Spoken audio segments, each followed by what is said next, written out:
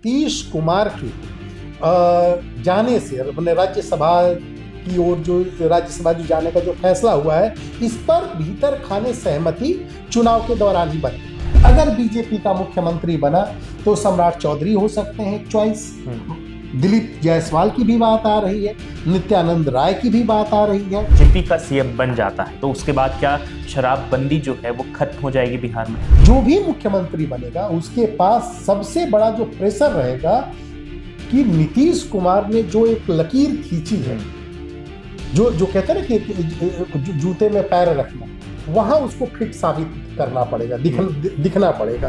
तो तेजस्वी यादव कहा करते थे कि हमको 20 महीने बस दे दीजिए, 20 महीने में हम करके दिखा देंगे जितना 20 साल में काम हुआ है। नमस्ते, यूपी टॉक में आपका फिर से स्वागत है। मेरा नाम है नरेश कोश्यारी। हम रोजाना यूपी की बात करते हैं, लेकिन आज हम बिहार की बात कर रहे हैं क्योंकि बिहार की जो सियासत है वो उस वक्त हाई लेवल पर है। इसलिए कह रहा हूं क्योंकि नीतीश कुमार अब राज्यसभा जा रहे हैं। बिहार के मुख्यमंत्री नीतीश कुमार, जिन्होंने 10वीं बार बिहार की शपथ ली, लेकिन अब वह ये अपना कार्यकाल पूरा करने के बजाय अब वो राज्यसभा की ओर जा रहे हैं। लेकिन नीतीश कुमार किन शर्तों पर माने होंगे कि वो बिहार को छोड़कर अब यानी राज्यसभा यानी दिल्ली पर बैठेंगे और बिहार पटना में नहीं बैठेंगे? इसके अलावा तमाम बहुत सारे सवाल है लोगों के मन में कि अब कौन मुख्यमंत्री, संभावित मुख्यमंत्री कौन हो सकता है, कौन डिप्टी सीएम हो सकता है, अब जेडीयू का क्या होगा, क्या शराबबंदी का क्या होगा? तमाम सवाल हैं और इन सवालों के जवाब देने के लिए मेरे साथ हैं विजय शंकर सर। सर, बहुत सारे सवाल हैं जनता के मन में क्योंकि नीतीश कुमार का ये फैसला अचानक से फैसला आया, तो इस फैसले के पीछे क्या कहानी रही होगी, आपको क्या लगता है? देखिए नरेश, नीतीश कुमार की जिंदगी में जी, मार्च का महीना बहुत अहमियत रखता है। जी, इसे इस तरह से हम कह सकते हैं कि 1 मार्च को नीतीश कुमार का जन्मदिन है। पहली बार नीतीश कुमार जब मुख्यमंत्री बने थे तो 3 मार्च 2000 में, और वो 7 दिन सीएम रहे थे।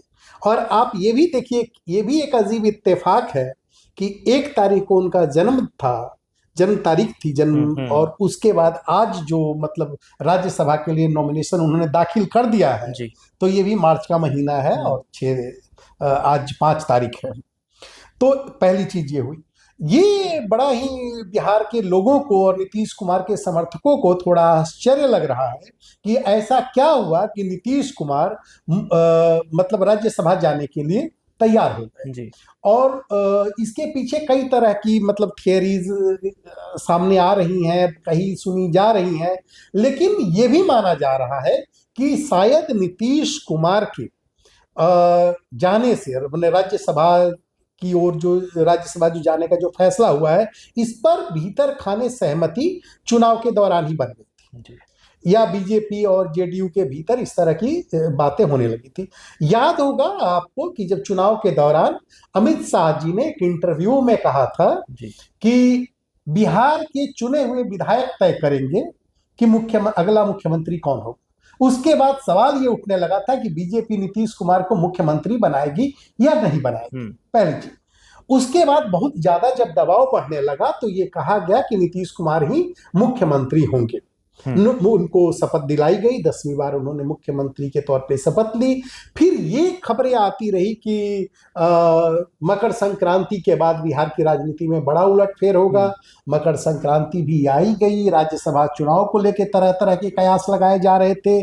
फिर ये हो रहा था कि नीतीश कुमार के जो बेटे हैं निशांत, वो जाएंगे, लेकिन उनका भी जाने की जगह अचानक जब खबर आई, जो न्यूज 24 ने सबसे पहले इस खबर को ब्रेक किया कि खुद नीतीश कुमार अब राज्यसभा जाने वाले हैं, नॉमिनेशन फाइल करेंगे, तो ये बड़ा आश्चर्य हुआ उनके समर्थकों को, बिहार की राजनीति पर बारीक नजर रखने वालों को, उनको जो नीतीश कुमार हर स्थिति में अपनी कुर्सी बचा लेने में जिन्हें महारत थी, वो मुख्यमंत्री की कुर्सी छोड़कर आखिर दिल्ली राज्यसभा जाने के लिए कैसे तैयार हो। बिल्कुल सर, लेकिन एक आम सवाल है कि नीतीश कुमार ने कुछ महीने पहले एक यात्रा निकाली थी पूरे बिहार में, वो अलग अलग जगहों पर गए, वहां पर उन्होंने एक तरीके से बेटे को, निशांत को भी साथ में रखा। उसके बाद कहा जा रहा था कि नीतीश अब नए तरीके से अपने को ऊर्जावान दिखाने के लिए ये यात्रा कर रहे हैं, लेकिन इस यात्रा के बाद तो नीतीश ने सबको चौंका दिया है।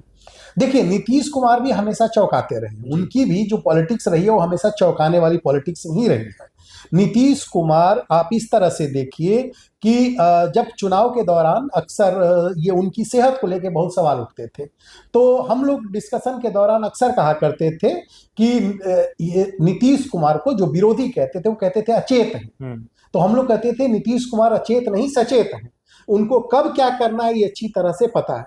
ये सही है कि उन्होंने पूरे बिहार में अभी यात्रा निकाली और यात्रा के दौरान गए और कई तरह की वो जो कहते हैं ना कि जो पॉलिटिकल मैसेजिंग होती है वो सारी कोशिशें की, लेकिन कुल मिलाकर जो ओवरऑल जो मैसेज है वो आज की तारीख में जो तथ्य ये है कि चाहे जो भी हो मैसेजिंग जितनी भी देने की कोशिश हो, नीतीश कुमार अब राज्यसभा में जा रहे हैं।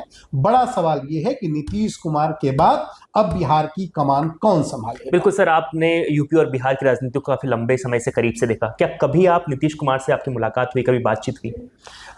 बातचीत एक सच तो मैं नहीं कहूंगा, लेकिन नीतीश कुमार को हमने बहुत करीब से देखा। वो दौर था 1990 का। 90 में भी अब मैं आपको बताऊं कि ये 93-94 का दौर रहा होगा। हम पटना में थे उन दिनों और नीतीश कुमार की राजनीति एक तरह से नेपथ्य में आ गई थी लालू प्रसाद यादव से अलग होने के बाद से, और समता पार्टी के गठन की तैयारियां चल रही थी। उन दिनों नीतीश कुमार बिल्कुल कहें कि अलग थलग या बहुत ही एक साधारण कार्यकर्ता की तरह आ गए थे। और जब वो समता पार्टी के गठन की बात चल रही थी तो कई बार इस तरह से भी बातें चलती थी कि कार्यकर्ता इतना 100 कार्यकर्ता जुटेंगे तो उनके लिए चाय पानी का प्रबंध कैसे किया जाएगा। तो उन दिनों भी जो उनके इर्द गिर्द जो लोग थे जो खड़े थे, हम तो स्टूडेंट थे उस वक्त, तो कई बार मतलब जिस सहज भाव से नीतीश कुमार उन दिनों मिलते थे, कहते थे और उनकी सादगी की बात तब भी जिस तरह से होती थी, तो बड़ा हैरानी होती थी कि नीतीश कुमार जैसा आदमी भी मैंने इस तरह से राजनीति में इतने ऊंचे मैंने मुकाम तक पहुंच सकता है और बिहार की राजनीति में इतनी चटक छाप छोड़ सकता है। तो हम लोगों ने वो दौर भी देखा है नीतीश कुमार का। तो उसके बाद एक दो बार बातचीत की कोशिश हुई, वो नहीं हो पाई उस तरह से। लेकिन हाँ, नीतीश कुमार के इर्द गिर्द जो लोग रहे और जितना मैंने उनको समझा है वो देखा है, वो यही देखा है कि वो बहुत चतुर राजनेता है।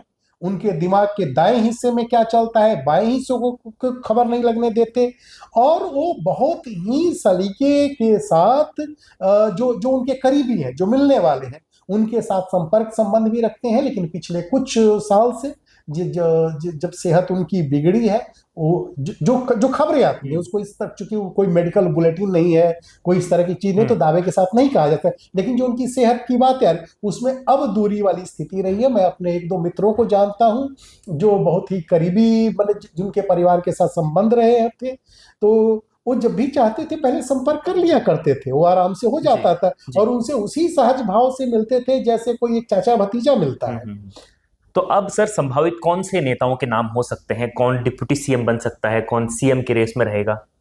देखिए, ये अभी यक्ष प्रश्न है। सवाल ये है कि किसको मतलब पहला सवाल तो ये है कि मुख्यमंत्री किसका होगा, बीजेपी का होगा कि जेडीयू का होगा जी। अगर जेडीयू मुख्यमंत्री का पद छोड़ती है तो किन शर्तों पे छोड़ती है। अगर बीजेपी से मुख्यमंत्री मान लीजिए बनता है तो बीजेपी किस चेहरे पर दांव लगा सकती है। तो जो चर्चा चल रही है, जो बिहार के राजनीतिक गलियारों से लेकर के दिल्ली तक जो चर्चा चल रही है कि अगर बीजेपी का मुख्यमंत्री बना तो सम्राट चौधरी हो सकते हैं एक चॉइस। दिलीप जायसवाल की भी बात आ रही है, नित्यानंद राय की भी बात आ रही है। अब सवाल उठता है कि लेकिन है बीजेपी हमेशा सरप्राइज देती है, जो रेस में रहते हैं उससे इतर कोई और बन जाता है। किसी ने सोचा था क्या कि नितिन नवीन बीजेपी के राष्ट्रीय अध्यक्ष बनेंगे? अगर बीजेपी का सीएम बना तो नितिन नवीन की पहली उपलब्धि मानी जाएगी, क्योंकि वो बिहार से आते हैं। तो इसे मुझे नहीं लग रहा है कि इस ओर हमें अभी बढ़ना चाहिए। और लेकिन हाँ, ये जरूर है कि बीजेपी किसको बनाती है मुख्यमंत्री, ये पूरी तरह से बीजेपी आला कमान पे निर्भर करेगा। क्योंकि हमने देखा मध्य प्रदेश में किस तरह से मोहन यादव का सिलेक्शन हुआ, किस तरह से राजस्थान में भजन लाल शर्मा का हुआ, किस तरह से छत्तीसगढ़ में विष्णुदेव साय का हुआ, किस तरह से नितिन नवीन का राष्ट्रीय अध्यक्ष के तौर पे हुआ। तो बीजेपी किसके दाम पे मुहर लगाएगी कहना बड़ा मुश्किल है। दूसरी चीज, मैं अपनी बात पूरी कर लूं। उसके बाद आती है बात कि अगर बीजेपी का मुख्यमंत्री बन गया तो जेडीयू इसके लिए क्या क्या चाहेगी। मुझे लग रहा है जेडीयू 2 डिप्टी सीएम चाहेगी, जो एक नेचुरली हो। इसमें होगा कि किसे बनाए वहां पे, तो जेडीयू में बहुत से दावेदार हैं डिप्टी सीएम के। उसमें अब चर्चा ये भी हो रही, हो सकता है निशांत कुमार को भी डिप्टी सीएम बना दिया जाए, ऐसी बातें आ रही है। लेकिन बीजेपी, मुझे लग रहा है जेडीयू, नीतीश कुमार चाहेंगे कि उनकी जेडीयू की मजबूती बनी रहे और पार्टी पर होल्ड बना रहे, सब कुछ रहे शासन प्रशासन पर। तो वो चाहेंगे कि जो गृह मंत्री का पद था 20 साल तक उनके पास जो रहा था, वो उनकी जेडीयू के खाते में रहे। मुझे ऐसा लग रहा है कि वो चाहेंगे कि गृह मंत्रालय वापस मुख्यमंत्री की कुर्सी छोड़ने के बदले हाँ वो जेडीयू के पास आ जाए। मुझे ऐसा मतलब लग रहा है। अब आगे क्या होता है ये तो अभी टाइम है। पिछले कई वक्त से सर शराबबंदी को लेकर बहुत प्रेशर बनाया जा रहा था, खासतौर पर सीएम नीतीश कुमार पर। तो क्या इसके बाद अगर बीजेपी का सीएम बन जाता है तो उसके बाद क्या शराबबंदी जो है वो खत्म हो जाएगी बिहार में? देखिए, पहली चीज तो ये है कि जो सत्ता परिवर्तन बिहार में जो भी होगा वो 16 मार्च के बाद होगा। 16 को वोटिंग होगी, उसके बाद ही कुछ होगा। तो 16 तक तो कुछ अभी होता मुझे नहीं दिख रहा है। उसके बाद भी समय होगा नीतीश कुमार के पास डिसीजन लेने के लिए कि वो चाहे तो, कहते हैं ना कि राजनीति में कभी भी कुछ हो सकता है, तो उसके लिए भी टाइम होगा। लेकिन जो भी मान लीजिए कि सत्ता परिवर्तन होता है बहुत ही आराम से, जैसा कि नीतीश कुमार ने अपने ट्वीट में जो ट्वीट की जो उनकी भाषा थी वो एक बार पढ़ के हम दर्शकों को सुना देते हैं। पिछले 2 दशक से भी अधिक समय से आपने अपना विश्वास एवं समर्थन मेरे साथ लगातार बनाए रखा है तथा उसी के बल पर हमने बिहार की और आप सब लोगों की पूरी निष्ठा से सेवा की है। आपके विश्वास और समर्थन की ही ताकत थी कि बिहार आज विकास और सम्मान का नया आयाम प्रस्तुत कर रहा है। इसके लिए पूर्व में भी मैंने आपके प्रति कई बार आभार व्यक्त किया है।